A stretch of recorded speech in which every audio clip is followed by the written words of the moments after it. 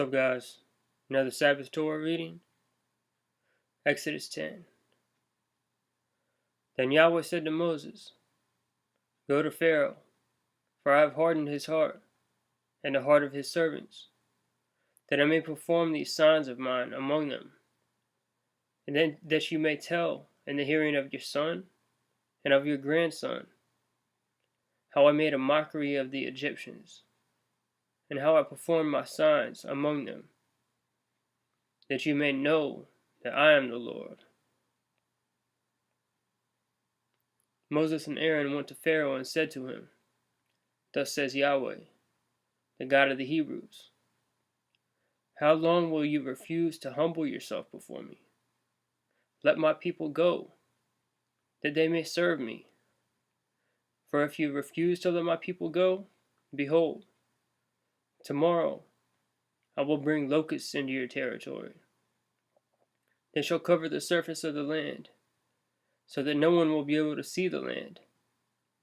They will also eat the rest of what is escaped, what is left to you from the hail. They will eat every tree which sprouts for you out of the field. Then your houses shall be filled, and the houses of your servants, and the houses of all the Egyptians, something which neither your fathers nor your grandfathers have seen, from the day that they came upon the earth until this day. And here we go again with another type and shadow. This is a foreshadowing of the fifth trumpet, when the beast, or when a star falls from heaven, wormwood, I believe, and I believe it's Satan, is given a key to the bottomless pit, opens up the bottomless pit, and these locust type beings come out, and they have power to sting man, to harm mankind, but not to kill them. And it says people will wish to die, but won't be able to. And this is a type of shadow of the locusts that are also spoken of in, I believe it's speaking of the same thing in Joel. I think it's Joel 2. It speaks of different types of locusts.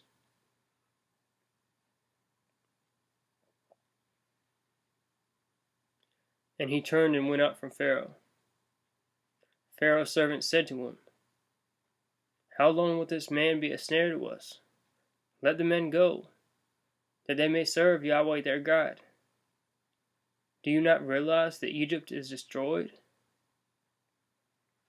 So Moses and Aaron were brought back to Pharaoh, and he said to them, Go, serve Yahweh your God. Who are the ones that are going? Moses said, We shall go with our young and our old, with our sons and our daughters, with our flocks and our herds we shall go. For we must hold a feast to Yahweh. Unleavened bread. Then he said to them, Thus may Yahweh be with you, if I ever let you and your little ones go. Take heed, for evil is in your mind. Not so. Go now, the men among you, and serve Yahweh, for that is what you desire.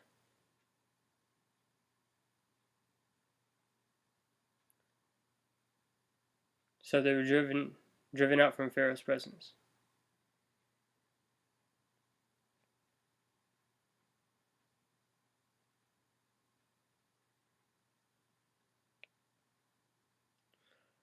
Then Yahweh said to Moses, Stretch out your hand over the land of Egypt for the locusts, that they may come upon the land of Egypt, and eat every plant of the land, even all that the hail is left. See, in the end times, that day of destruction, a quarter of the world dies that day, which happens suddenly. A quarter of the world, the greatest earthquake in the history of the world. 100-pound hailstones. And then we see here as the type and shadow. It says, stretch out your hand over the land of Egypt, over the world, for the locusts, that they may come upon Egypt and eat every plant of the land, even all that the hail has left. So the 3/4 that are left are going to be stung by those locusts. They're going to be tortured by these demonic beings, these demonic creatures. So Moses stretched out his staff over the land of Egypt, and Yahweh directed an east wind on that land all that day and all that night. And when it was morning, the east wind brought the locusts. The locusts came up over the land of Egypt and settled in all the territory of Egypt. They were very numerous. There had never been so many locusts, nor would there be so many again. For they covered the surface of the whole land, so that the land was darkened. And they ate every plant of the land, and all the fruit of the trees that the hail had left. Thus nothing green was left on any tree or plant of the field through all the land of Egypt. And then Pharaoh hurriedly called for Moses and Aaron, and he said, I have sinned against Yahweh your God, and against you. Now therefore, please forgive my sin only this once, and make supplication to Yahweh your God, that he would only remove this death from me. He went out from Pharaoh and made supplication to Yahweh, to the Lord.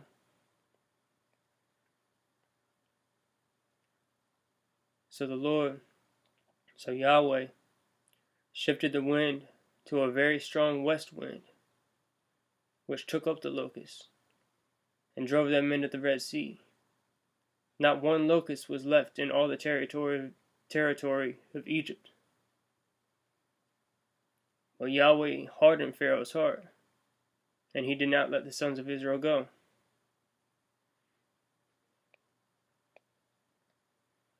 Then Yahweh said to Moses, stretch out your hand toward the sky, that there may be darkness over the land of Egypt, even a darkness which may be felt. That's crazy. A darkness that can be felt.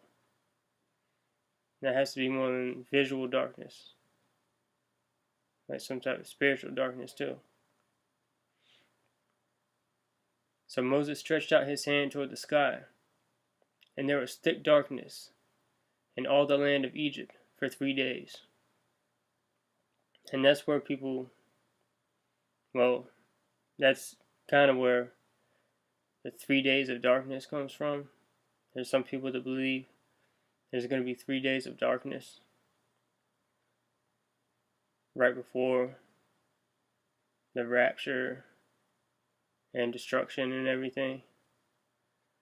But that's just not biblical. Even though things repeat itself and there is prophesied darkness, the 3 days of darkness is a man-made prophecy. It's not. There's no 3 days of darkness in Bible prophecy, and it could be 3 days of darkness because things repeat themselves, but it's not in Bible prophecy. It's a man-made prophecy. They did not see one another, nor did anyone rise from his place for 3 days. But all the sons of Israel had light in their dwellings. so dark they couldn't see each other, and no one rose from his place for 3 days. It's that dark.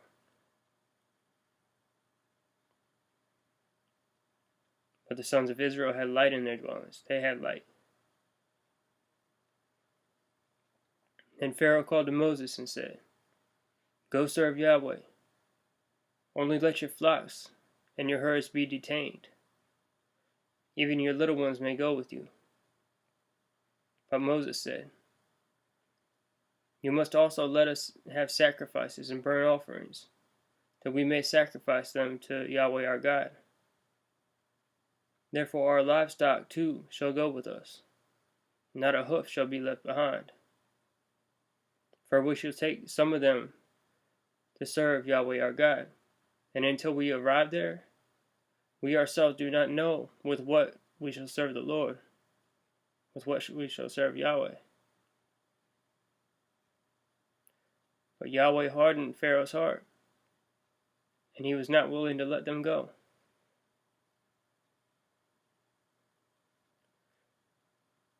Then Pharaoh said to him, "Get away from me.